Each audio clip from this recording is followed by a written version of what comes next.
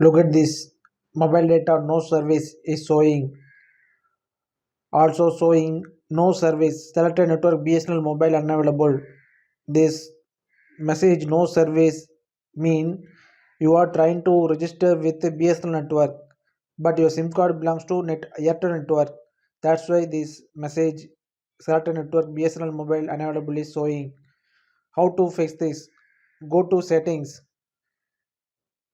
Go to SIM card and mobile network. Under SIM settings, go to SIM 1.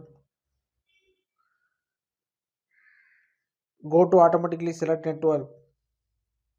Enable this automatically select network. If you try to register with a wrong network, then no service problem will occur. Now mobile data Airtel 5G no service problem fixed. Subscribe.